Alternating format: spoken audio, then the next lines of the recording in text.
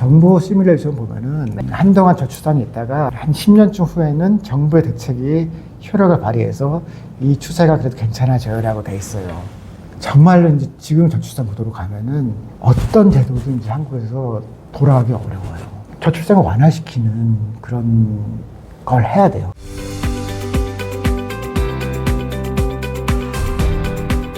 우리나라 경제, 뭐 산업, 뭐 일자리, 뭐 어떻게 변화를 주게 될지 굉장히 궁금한데 일단 인구 감소가 한국 경제에는 어떤 영향을 줄까요? 두 가지가 먼저 나올 건데 네. 2000년부터 2010년 그 사이에 태어난 청년들이 그 전에 비해서 많이 줄었거든요. 제가 이게 처음 고민했던 거는 만년필을 좋아하는데 우리나라 만년필이 고가 만년필이 없더라고요. 그러니까 싼 것들은 아직도 나오는데 비슷한 국가인 일본하고 대만에는 좋은 만년필이 지금도 나오거든요. 그럼 이게 뭐가 차이가 있나 보니까 우리나라가 청소년이 먼저 줄었어요. 그러다 보니 청소년 선물로 주는 게 만년필이잖아요. 쓰든 안 쓰든 졸업식 하면 주고 그러는데 아, 맞아. 졸업식 날 줄 선물을 줘야 될 사람들이 준 거예요. 네. 이런 스타일의 산업들은 어렵겠구나라고 쭉 확인을 해보니까 실제로 그래요. 영화가 그렇고 드라마가 그렇고 궁극적으로 보면은 한류 붐이 끝날 것 같아요. 왜냐하면 이 한류라는 거는 장르가 아니에요. 그러니까 지역인 거거든요. 그러니까 지역의 특별한 스타일인데 그게 이 내수가 있어야 글로벌 시장이 움직이는 그런 경우거든요. 그러니까 네. 국내에서 먼저 하고 그게 커져서 여기 확산되고 그러는 게 지금의 이제 한류인데 이런 사례를 쭉 보니까 홍콩 영화, 홍콩 음악 사례랑 비슷할 것 같더라고요. 홍콩이 한참 잘 나갈 때는 오히려 헐리우드의 트렌드를 끌고 갔었어요. 그러다가 음악도 막 엄청 났었고 그렇지만 여기가 본토로 넘어가면서 이제 생산과 창작과 이런 자유들이 줄고 나서 이 장르가 없어지니까 네.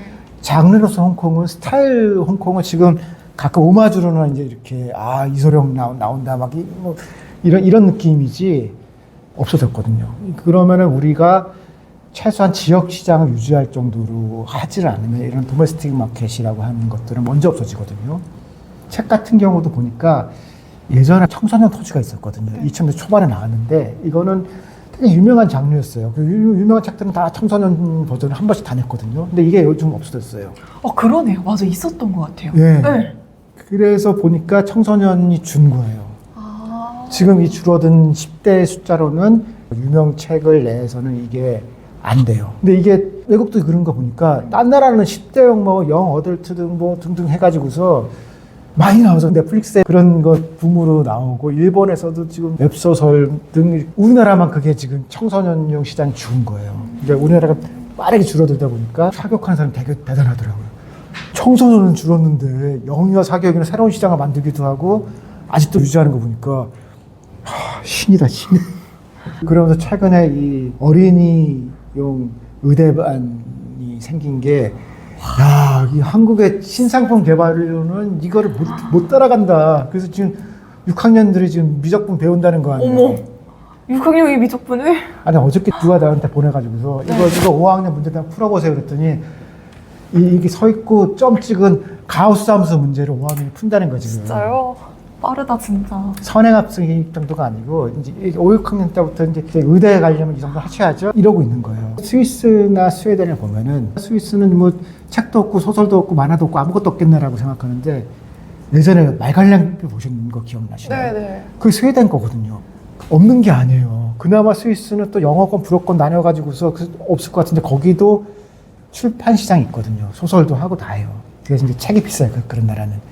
그러니까 정부가 들어와서 더 비싼데도 불구하고 사람들이 보게 만들고 그러니까 인류가 줄면은 책 값을 올리는 수밖에 없거든요. 그때 그것이 의미가 있게 하기 위한 장치 같은 걸 만들면서 하나 버티고 계획을 세워야 되는 거거든요. 그러니까 출산 위기라는 것 자체가 시장의 위기예요. 네. 우리가 하는 많은 것들은 그냥 두면은 시장이 언젠가 균형을 만들 것이다. 근데 사람에 대해서는 균형이 안 되는 것 같다. 시장이 그냥 두면은 이거는 무엇인가 문화가 들어오든지 국가가 들어오든지 이래야 되는 건데 이런 일을 하면서 버티면서 지금 망하지 않게 해야 그러면 다시 올라갔을 때 이런 일들을 지금 우리가 해야 되는데 꼭 이런 것 같아요. 우리나라 지도자들이 회사가 보통 2년짜리 CEO를 하잖아요. 그러면은 단기 매출만 높이잖아요. 이 길게 가면서 회사의 기반을 높이거나 혁신 능력을 높이는 형태가 아니고 우리 대통령도 5년 임기인데 사실 국가의 기반에 해당되는 것들을 논의하는 게 어려워요. 그래서 그거를 그래도 이거는 우리의 1번 문제니까 네. 산업 정책이 돌아와야 된다고 생각해요. 그리고 지역 산업 정책은 특별히 더 안 그러면은 일본 사례를 보면 일본 인구가 막 줄고 노인 늘 때 공항만 늘어요. 왜냐면 그 단기 대책이잖아요. 근데 그렇게 해서 문제가 풀리느냐라고 하면은 재밌고 사람이 살만하고 충분히 산업적 기반이 생기고 이런 게 아니라 관광각 위주로 가거든요. 망하는 게 그냥 망하는 게 아니고 열심히 공항을 짓고 도로를 지으면서 망할 거예요. 그런데 그 돈을 사람한테 쓰는 게 맞아요. 이 지역에 태어나는 어린이들한테는 뭐 매년 500만 원에 해당하는 교육지원금을 주겠다라고 하면 나는 저기서 키워볼 거라고 생각할 수도 있잖아요. 근데 그게 공항이나 도로에 쓰지 않고 어린이한테 쓰라. 그렇게 얘기하면 다 하고 싶어요. 하고 싶은데 왜 안 되냐 그러면은 지역의 권한이 없는 거예요. 그래서 이거는 조금 더 지자체나 이런데 예산과 권한을 막 주는 게 맞다고 생각해요. 스위스는 1000만도 안 되는데 거기 연방국가예요. 지역별로 다 하거든요. 그렇게 보니까 자기네 스타일로 우리는 이걸 잘할 거야. 그러면서 다양성을 같이 갖거든요. 그래서 이거는 저는 연방제 이렇게까지 고민해 본 적이 없었는데 연방제가 어려우면은 연방제 헌법을 고쳐야 되니까 준 연방제처럼 해서 그럼 얘는 지역에 차라리 예산권을 다 줘서 지역계 경쟁을 시키면은 어린이 출산율이 느는 데가 있고 주는 데가 있을 거 아니에요. 근데 지금처럼 다 같이 공항만 지어서 다 망하는 것보다는 몇 군데라도 특색을 가지면서 살아나고 그런 데는 정말 효과가 있게 경제적으로도 문화적으로도 그리고 교육적으로 의미가 있는 일을 하는 지자체 단체들이 나올 거 아니에요. 최근에 오히려 외국에서 다른 지역에서 유학도 오고 그러거든요. 그러니까 행복한 어린이를 위해서는 아직은 돈을 쓰고 싶은 부모들이 있는데 그거를 지역에서 그리고 조금 더 넉넉하고 다양하게 근데 지금은 아직 시간이 있다고 생각해요. 이러다 우리 동네 망하겠네라고 그러면 진짜 망하는 거고 지금 뭔가를 해야 된다고 생각해요. 지금이 골든타임이다.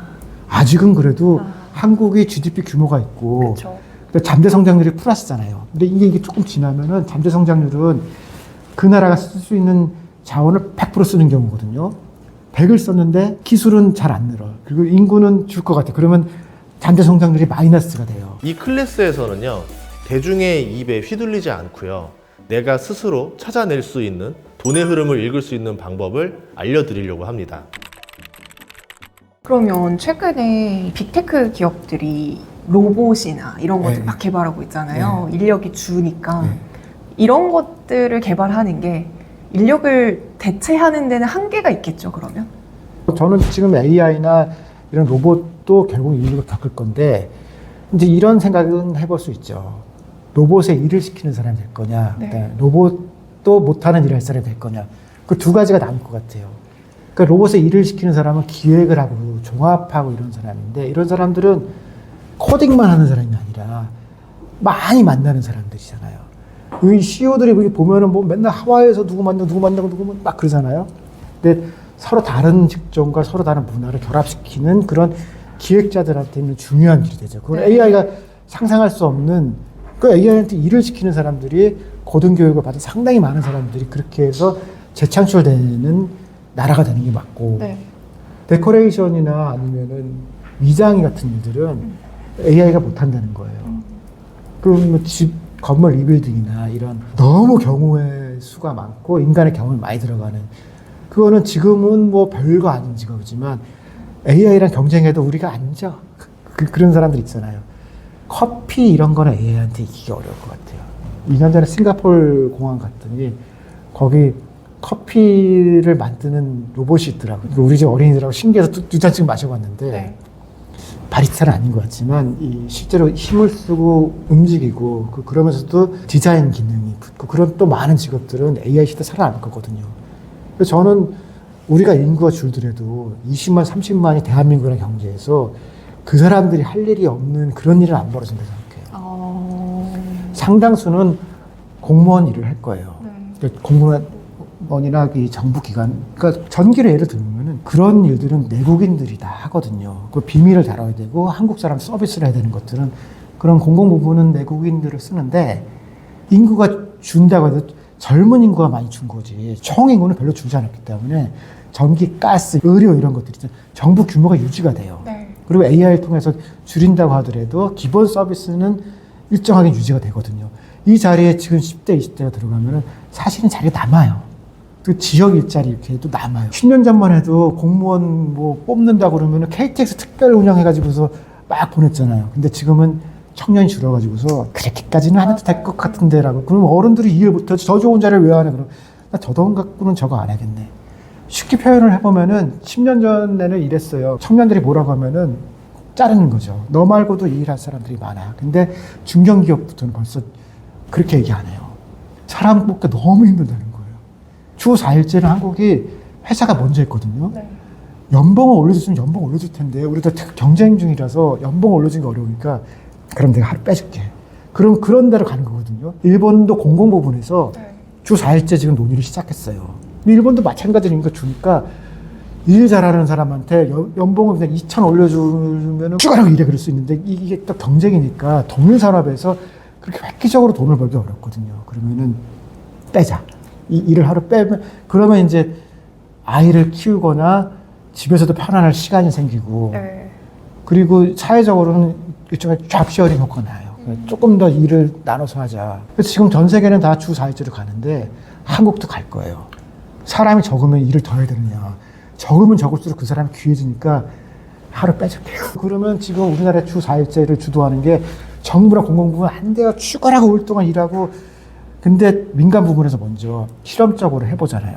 그 큰 데일수록 하잖아요. 거기는 경쟁이 세니까 IT나 연구직부터 먼저 하는 거거든요. 그러면 앞으로 인구가 줄면 줄수록 회사들은 이 인력에 대해서 조금 더 귀하게 여기고 이런 회사들이 또 살아남는 방법이 될 수 있겠네요.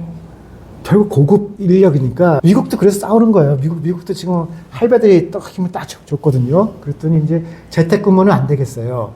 이 사람들이 그때 회사 자기들이 보기에는 회사에서 제일 중요한 혁신이 벌어지는 데는 화장실이라고 그러는 거거든요. 화장실에서 다 만나니까 그때 인종도 뭐 다. 근데 우리가 보면 이상하죠. 화장실에서 만나야 되냐. 이 온라인에서도 만나고 뭐 이렇게 만날 보고 많은데 지금 또 미국을 지배하는 저 할아버지들은 이 화장실이 혁신의 장소라고 보고 네. 이걸 만든 거다라고 하니까 무조건 기어 나와서 화장실에서 만나라. 20대들이 보기에는 재택근무 하더라도 충분히 우리 만날 수 있다. 그 충돌하는 거거든요. 근데 이게 예전에 사람이 많으면은 너 말고도 회사 많아. 근데 지금 미국도 저출산이라서 사실은 고급 인력으로 가면 또 적어요.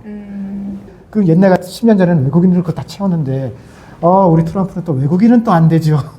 이 도메스틱에서 이렇게 해야 돼. 그러니까 회사로서는 지금 이제 잘해줄까 말까 막 그런 거고, 한국도 똑같은 거예요. 주 4일째 왜 하겠어요? 이 젊은 사람들이 나는 좀 숨도 쉬면서 하고 싶어요라고. 그래서 이 최근에 생긴 이런 변화들이 대체하는 효과도 있지만 사람한테 더 잘해주고 시간을 더 주려고 해요. 그거는 좋은 회사가 그런 거 아니냐. 이제 그렇지 않은 데서도 이제 업종별로 경쟁이 심해지면은 휴가도 더 주고 그렇게 돼요. 근데 이제 문제는 이렇게 뭐 4.5일 뭐 사람이 귀해지는 방향으로 가는 건 좋아요. 근데 우리가 이제 젊은 인구는 줄어드는데 노인 인구가 많아지는 거잖아요. 네. 그럼 회사에서 월급을 받으면 이제 내가 내야 되는 세금이 더 많아지는 거잖아요. 네. 이런 세금 부담이 얼마나 커질까요, 그럼 앞으로? 그 정부 시뮬레이션 보면은 네. 한동안 저출산이 있다가 한 10년쯤 후에는 정부의 대책이 효력을 발휘해서 이 추세가 그래도 괜찮아져요라고 돼 있어요. 연금이나 이런 것도 이제 그런 전망이 서 있는데 정말로 이제 지금 저출산 구도로 가면은 어떤 제도도 이제 한국에서 돌아가기 어려워요. 그래서 이거는 궁극적으로는 저출산의 문제를 지금 정도에서 또 완화시킨다 그러면은 우리나라도 이 경제 규모가 있어서 당장 연금의 문제가 생기고 그러진 않거든요. 네. 그래서 이거는 다른 게 아니고 저출산을 완화시키는 그런 걸 해야 돼요. 그래서 저는 궁극적으로는 이렇게 이거는 거의 문명을 바꿀 정도로 우리가 사람을 좀 귀하게 생각하고 이렇게 해서 방어선을 만들고 이 추세로 계산 안 나와요. 20, 30, 그거는 못 버티는 거고 그래서 어디선가 방어선이 있어야 되는 거다라고 생각해요. 맞아. 지금 이 상태로 다만 조금 더 한국, 중국, 일본이 약간 다 인구가 주니까 요 세계를 통합 시장으로 하는 그런 변화는 생길 것 같아요. 그러니까 뭐 서울에서만 팔려면 안 되고 동경에서도 좀 팔고 북경에서도 좀 팔고 요렇게 요 정도는 그냥 우리가 통합 시장이다. 근데 이게 영국, 프랑스, 일본이 그런 식으로 통합 시장처럼 하면서 19세기, 20세기를 살아온 거거든요. 그래서 이를테면 어떤 작가는 영국 사람인데 프랑스에서 너무 유명해져서 나중에 영국이 유명해지는 그런 대표적인 게 고도를 기다리면서 보셨나요? 사무엘 베케트라는 그 연극 있어요. 네. 그 사람이 영국 사람인데 프랑스에서 공부하다가 불어로 픽업을 써서 불어 연극을 해가지고서 영국 사람들이 나 제일 싫은데 너무 유명해서 봐야겠네. 뭐 노벨상도 타고 그러거든요. 니체 같은 경우도 독일에서는 인기가 없는데 프랑스에서 너무 인기가 좋아가지고서 다시 60, 70년대 붐이 나서 다시 독일로 가고 막 그래요. 한중일도 서로 저출생 때문에 이렇게 고생스러우면은 여기가 단일 시장처럼 움직여서 좀 줄어든 단점을 이 지역화로 극복하는 일들이 생길 것 같아요.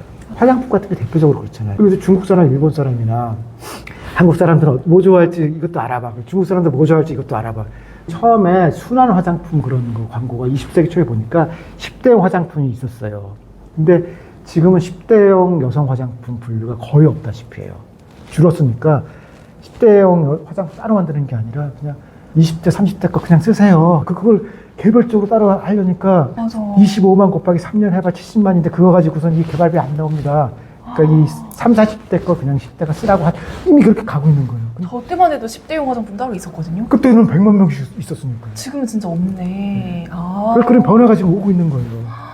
그러면 이제 그거를 10대 화장품 특화하는 걸 하겠다는 또 회사가 나올 수 있잖아요. 네. 그러면 이제 동남아에도 물어보고 베트남에도 물어보고 북경에도 물어보고 옛날 100만 명만큼 돼요. 그러면 그거 해보자. 그렇게 갈 거예요. 근데 유럽도 그렇게 갔어요. 작은 나라들이 모여서 서로 유행을 만들면서 그중에 뭐가 하나 대박 나오면은 미국에 팔아야지, 중국에 그렇게 온 거거든요. 근데 우리도 그런 지역 연합 같은, 그러니까 뭐 문화나 뭐 이런 게 섞이는 거 아닌데 네. 드라마나 화장품이나 뭐 패션 같은 것들은 지역 트렌드가 생길 수 있죠.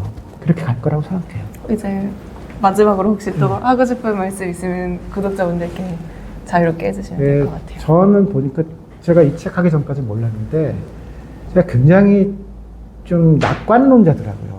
저희가 다른 문제들은 88% 세대는 덤덕이 불행하거나 힘들거나 어려운 사람들 얘기인데 그래도 그 끝은 좋을 거야라고 하는 그런 걸 갖고 있어요. 그러니까 저도 좀 밝고 명랑하고 즐겁게 이를테면 그냥 어떤 가장이 있는데 가장이 못됐어요. 집에 있는 돈을 다 갖고 나가가지고서 도박을 해요.